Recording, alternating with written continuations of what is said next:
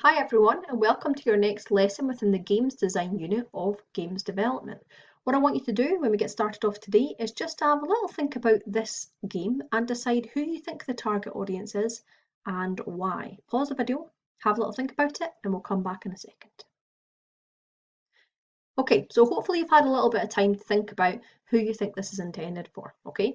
What I think is that it's intended for kids. There's a number of reasons why I think that. First of all, one of the things that probably jumps out of you is that it's really colourful and that it's mostly cartoon-like, okay, which is obviously intended at that kind of younger target audience, okay? But also what you'll notice is there isn't a lot of text. This is actually a game called Bubadu, which is based on a My Virtual Pet type thing. So back in the day we had things like Tamagotchis, and this is like an updated version of that. On the top left hand side you'll see that there is a number of different level indicators. So we've got health, food, happiness and sleep, I'm guessing. And it doesn't tell us what they are in words, but what it does is it has symbols, and you can see very easily which one of those levels are high and which one of those levels are low. Okay, so that again makes it easier for a younger audience, and the fact that there's not a lot of buttons, not a lot of stuff on the user interface. It's most likely to be used with a touchscreen or a mouse, which again is a really simplistic type of game control. Okay, so that's what I came up with. Hopefully you came up with something similar. And that leads us nicely into what we're going to talk about today. Okay, so today what we're going to do is we're going to learn about game controllers or different types of game controls. Okay, we're hopefully going to be able to identify different controller types used for gaming. We're going to be able to describe how controllers can impact the gameplay of a game, and we're going to analyse how controller types can influence the production of new games, especially by looking at things that are emerging technologies in the gaming industry just now. Okay, as we all know, a game controller is basically just an input device, okay? Mostly used with video games or entertainment systems, they're basically giving you something to input so that you control an object or character within the game. Now, they come in all different shapes and sizes, and depending on the type of game console or device they're being used for, they can vary greatly. Okay, they have significantly developed over the years to make sure that they are keeping in touch with the different types of most popular games and game types within the industry, as those are the best sellers. Obviously, most modern controllers are also programmable as well, okay, which means that it can be really personal for the user and it can be personalized to their type of gameplay, so that if they have specific needs or wants, they can make that happen and it makes it easier for them to use, okay. What we're going to do today is have a little look at different types of game controllers, common popular ones that we already know of, and then we're going to talk a little bit about some adaptive ones and some recent emerging technologies.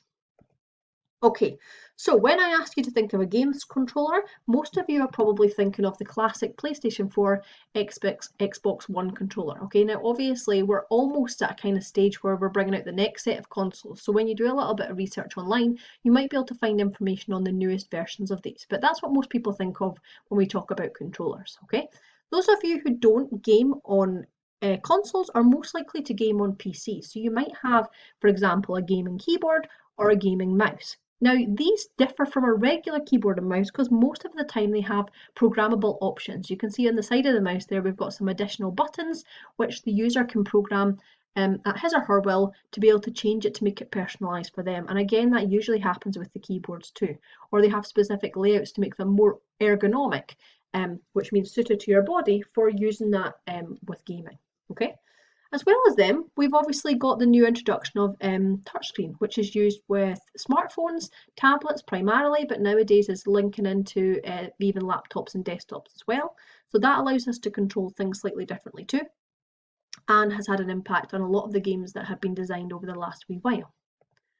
We also have got a lot of new inventions that have been brought about by Nintendo. So the Wii is quite old now, but it was brought out and it was very futuristic when it was first brought out because it involved people moving not just necessarily their fingers and thumbs, but their whole bodies in order to be able to play different games. A lot of motion controllers were used inside the controller to be able to determine different things for the game. So a lot of it was played with sports and things in conjunction with, for example, the Wii Fit board, which again is a different type of controller that's not here, but they're used slightly differently to that you're moving more of your body about. And Nintendo Switch, I suppose, is probably a newer version of that. And it also does lots of other things, in the fact that you can link it to different types of devices to make a game controller more similar to like your Xbox One controller or your PlayStation 4. Okay, we've obviously got the Xbox Kinects as well, which is used kind of similarly to a webcam.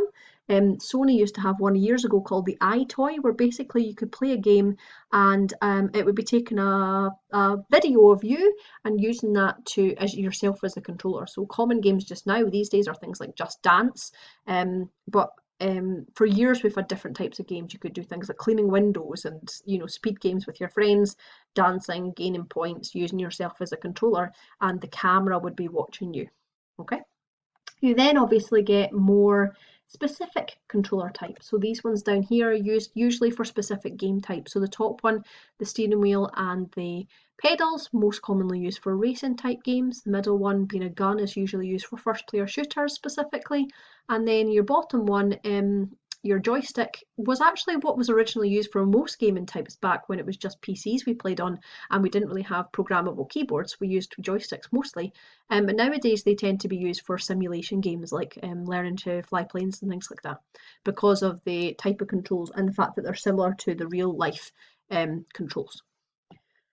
Okay, then brings us on to adaptive controllers. Now, adaptive controllers are maybe something that you haven't heard of a lot of before, and if you go and do a little bit of research on the internet, there's lots of really interesting, interesting functions and features that have been brought out to allow accessibility to all types of gamers. Okay, because a lot of people who really enjoy gaming, if you've been in an accident or you've been born with some sort of disability that means you're not able to use the regular controllers that most people are able to use, you still want to be able to be involved in gaming. Okay, so what Logitech, in conjunction with Microsoft, have done is created probably one of the new and innovative types of adaptive controllers, which I'm going to talk about a little bit more in the second half of the lesson. Okay, but rather than changing predominantly the games and the complexity of the games, because obviously they are produced to sell to the mass amount of people, rather than changing that from the minority, what some companies have done is they've adjusted their controllers to suit people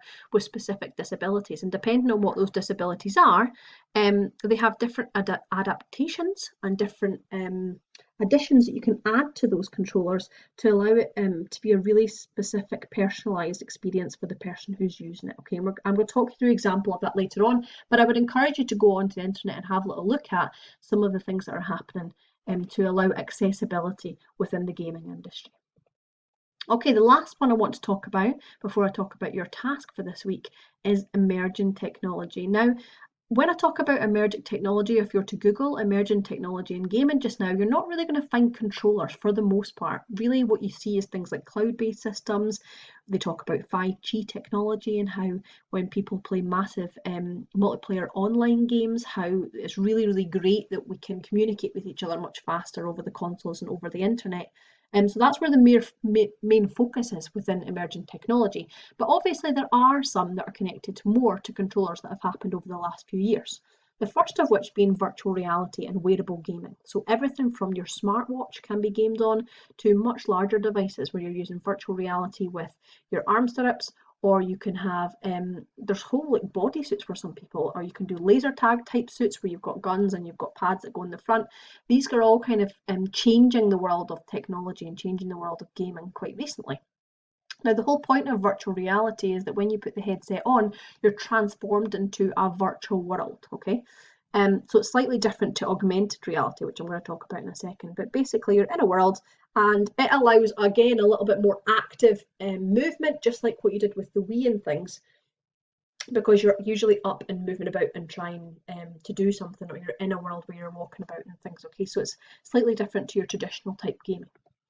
We've then got facial and voice recognition. Now, I suppose some of this probably links back to the adaptive technology we were talking about a wee second ago, because the facial and the voice recognition can be used to control different types of gaming and things as well. People lock their phones nowadays with their face recognition or voice recognition, and the same can be done for gaming. So different games can be played. If people have really poor motor difficulties, for example, they can sometimes play games with their voice. And some of you, if you've got Xbox, for example, have maybe even used like the Xbox Open that, so that's starting voice recognition being involved in some of your gaming. And lastly, what we've got is augmented reality. You'll probably remember when Pokemon Go was quite big a few years ago, and it's an example of augmented reality. It's different to virtual reality because what it is based on real life places and events and things. And then what's happening is you've got some sort of computer generated object being planted inside that, which is what then creates the the computing gaming part of that. And it was kind of primarily used to get people out and about and doing gaming in a slightly different way, and obviously making use of the fact that a lot of us have really expensive, high quality devices in our pockets now. So why not use that as some sort of new type of gaming? Okay, so that's kind of me giving you all the information. I'm going to stop the video and create a second half of the video with what your task is for this week. Hopefully you'll be able to find a little bit of research on some of the stuff that I've talked about to help you with your work. Okay, on to part 2.